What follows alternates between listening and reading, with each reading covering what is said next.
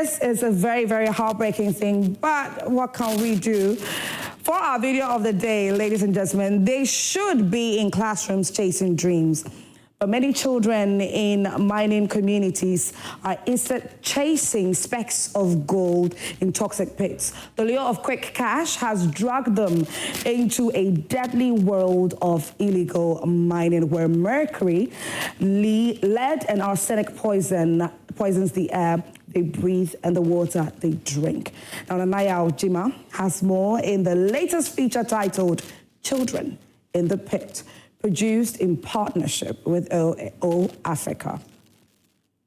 Wasa East District of the Western Region is among areas with substantial gold deposits in the country. Our journey into the district revealed illegal small-scale mining operations have taken over the main Ayamfore Wase Kropon Road in the Western Region. At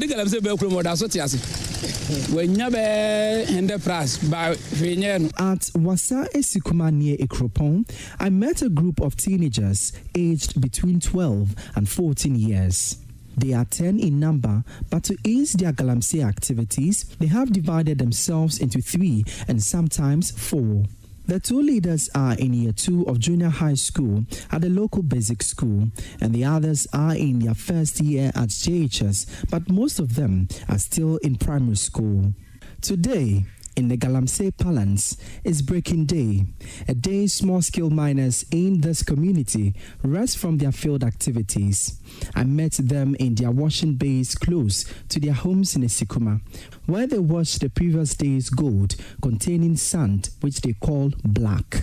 A conical-shaped wooden bowl is the main tool here, and with their hands, they wash the sand in water.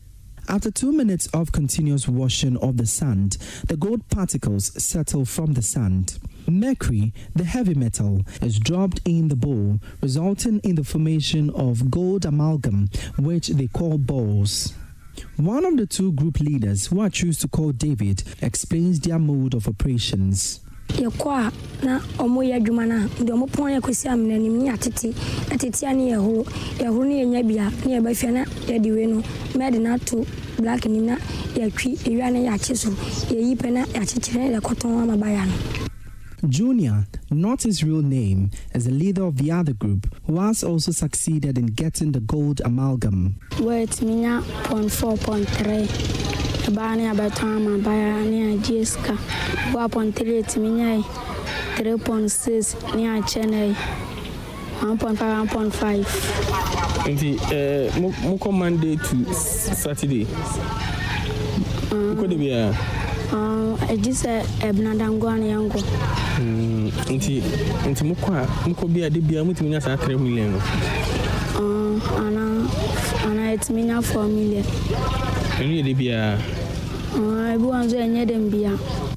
The mercury, which is used by the children, is stored in a small container which is originally used to package eye drop. They pass on the mercury to each other as and when needed. Both David and Junior pointed to their gold buyer, whose name they gave as Brakwame, as a supplier of mercury.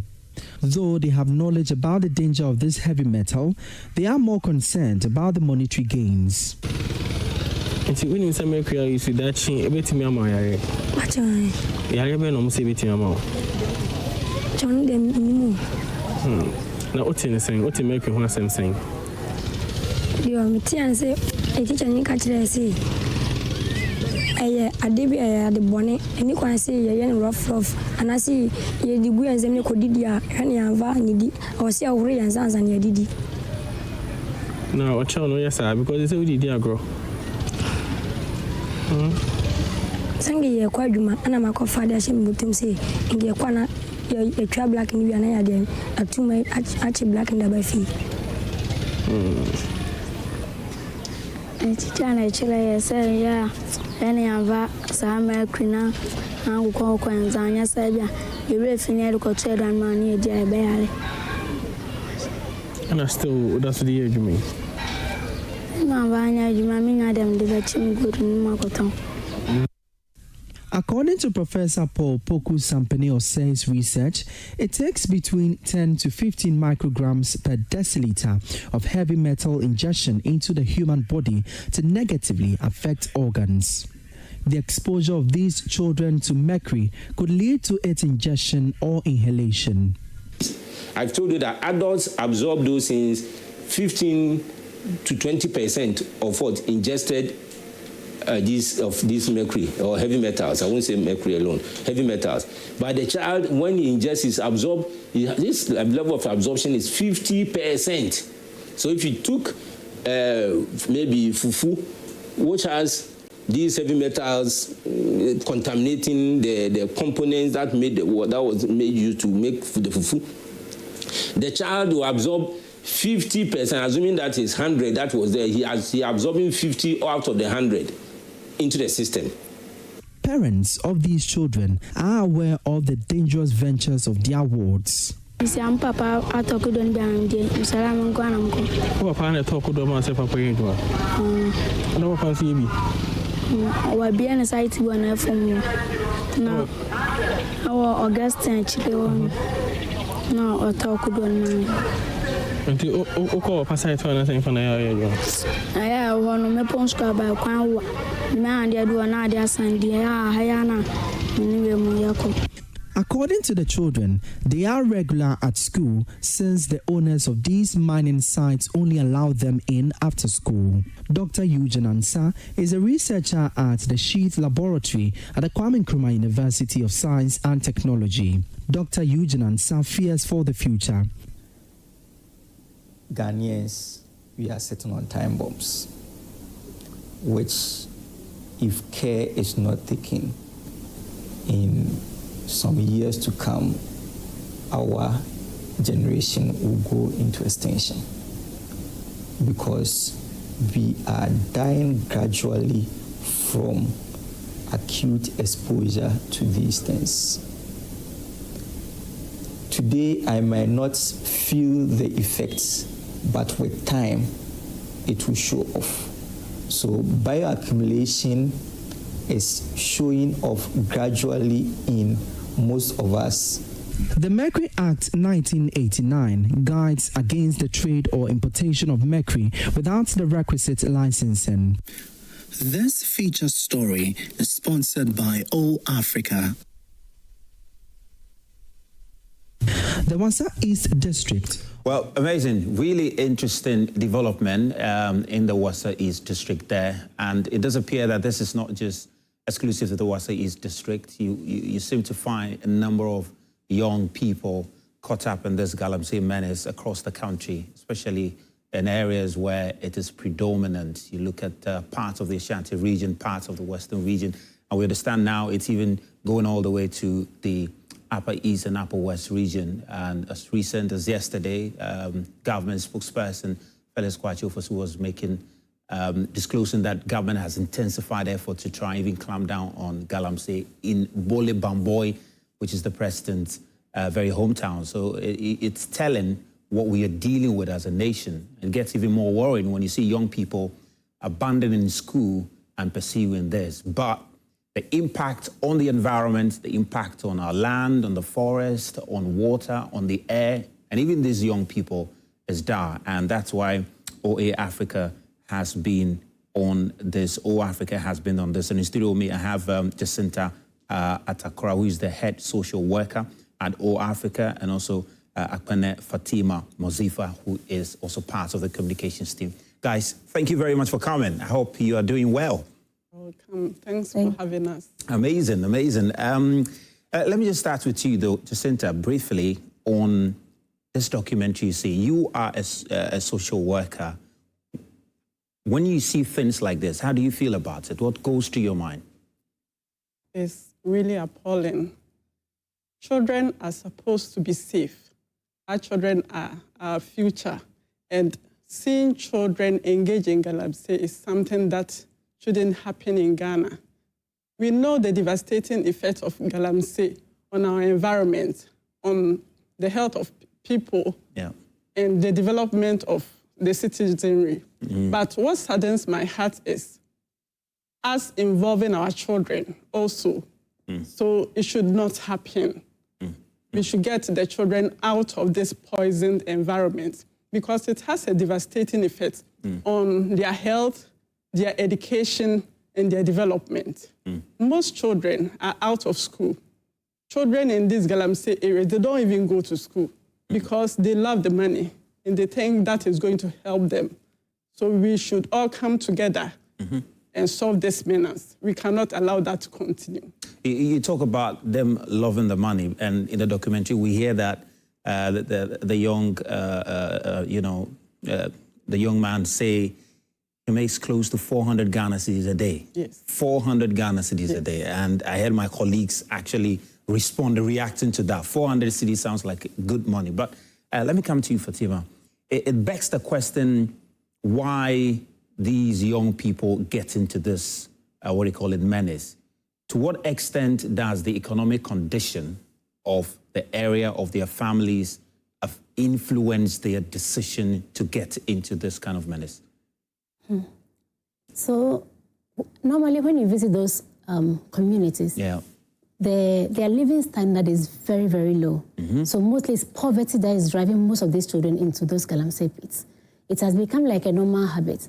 So it's like you have a garden behind your backyard, and then in the day or within the evening when you're going to cook, you tell your child, go and pluck some of the okra or pepper from the backyard for us to cook. Over there, when they realize in the evening there's no money, they just send their kids into the pit, pickers and this, and then dig the ground, wash whatever they can get out of it, and if no matter the size or whatever it is, they take it, go and sell, and then they are done for the day. So it's what you're saying is that poverty. In these communities, these kids get into these galamsey sites, and it is synonymous to them being sent to the garden to go and pick tomatoes and pick garden eggs. That's a serious. It has become a normal life.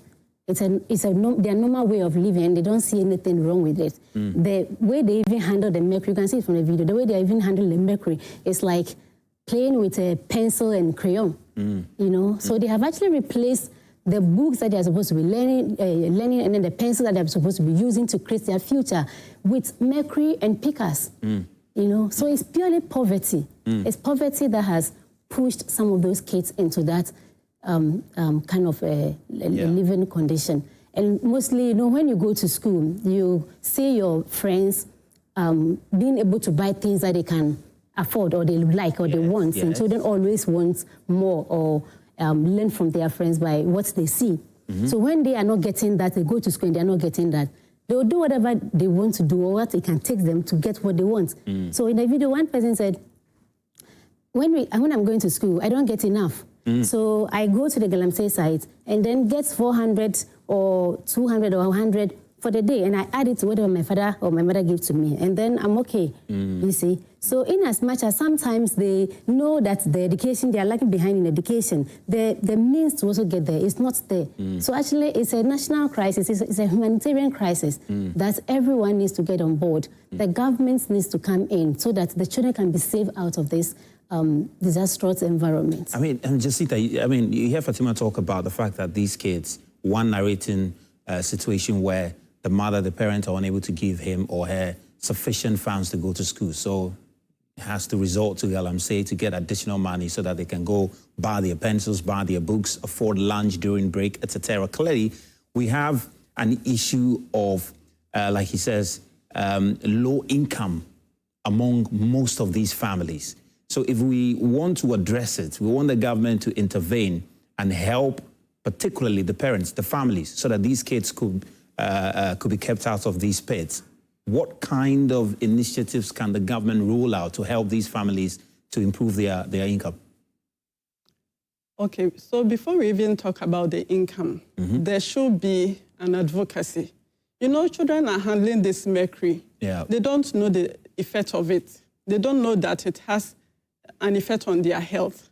So if there's advocacy, now parents and these children will know that this is very harmful to my health and I should not even play with it or even work with it. That is number one. Then to the life, how they can get out. Yeah. And even before we get into that, just let's expand on that.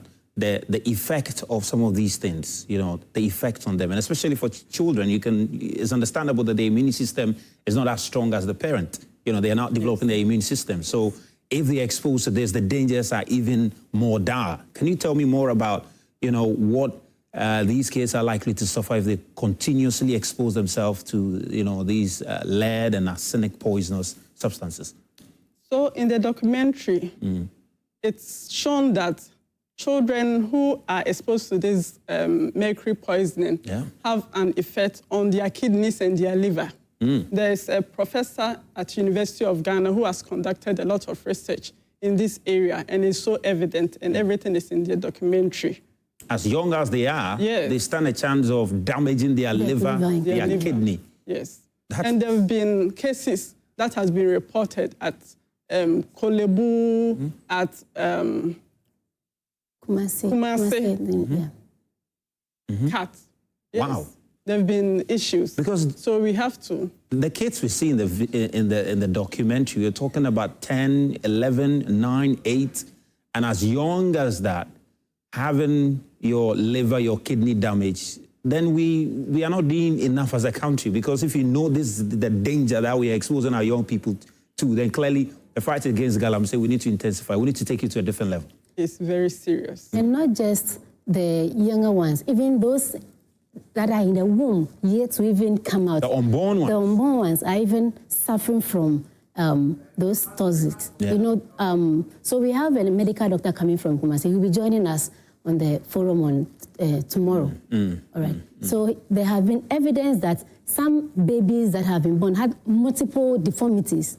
And when they've done their research, they realize that it is linked to those people are coming from those galamsey areas. And they are cases that they have never seen before. You know, it's weird cases that are coming up. So even the unborn are even unsafe from this disastrous activities that we are engaging ourselves into. Yeah, that's massive. But we're just talking about some of the economic initiatives that government can roll out to help these families, because at the bottom line, because I was just looking at the data and it suggests that fundamental is poverty. Poverty is the main reason why not just the young people, but even the elderly ones, that is the main reason why they get into galamsey. So if you want to help them, we want to help the families to be able to keep their kids from the galamsey pits and even the families themselves, what, you know, viable economic activity do you think government can introduce to some of these people?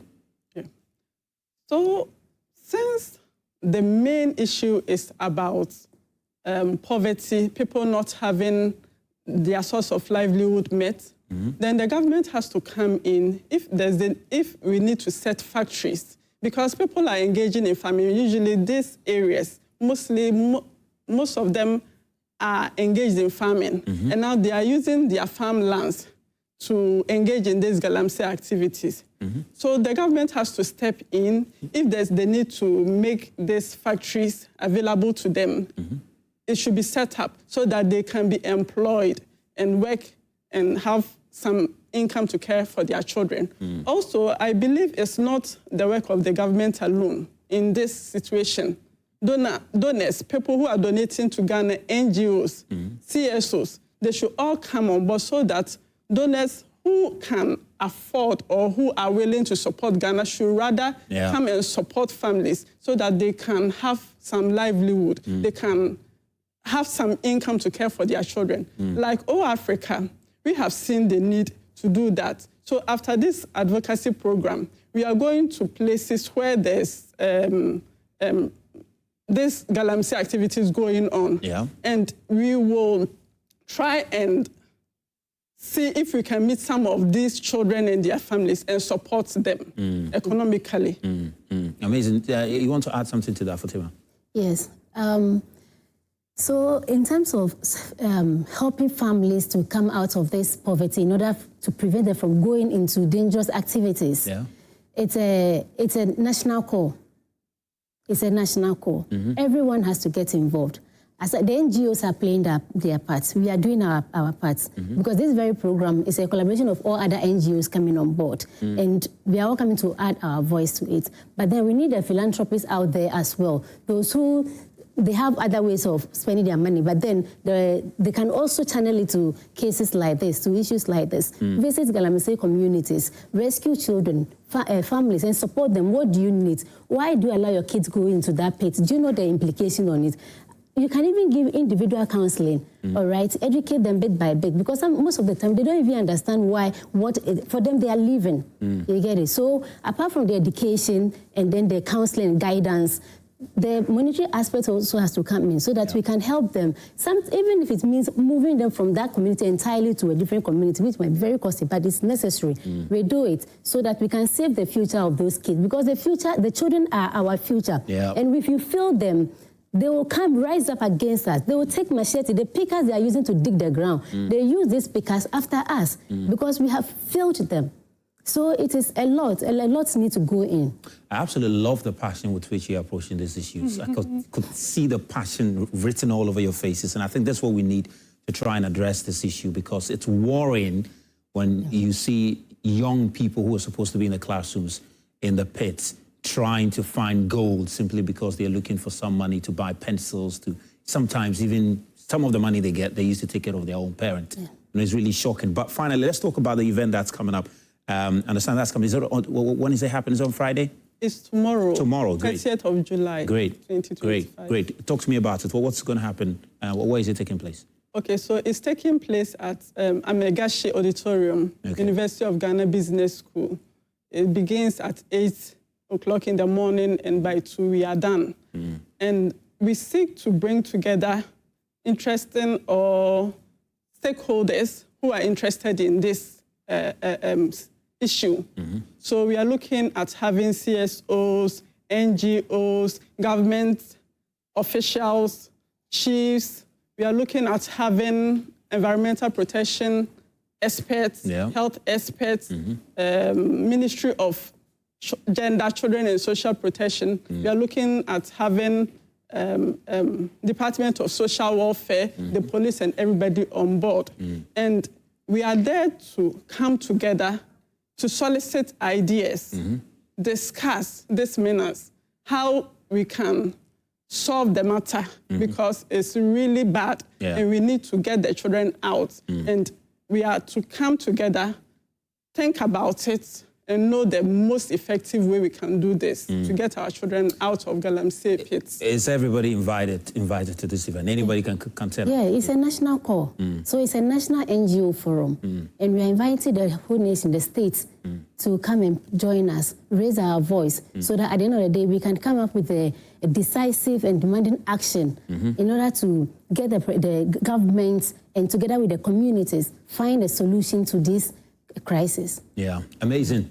You just heard from Akpene Fatima Mordzifa, who is part of the communications team of O Africa, and also Jacinta Atakra, who is the head of social work at O Africa, and they are championing in this initiative to try and, help most of our young people who are caught up in this galamsey menace come out of it, so that we can, resolve it once and for all, because we can't afford to risk the future of our country by allowing these young people to continue to suffer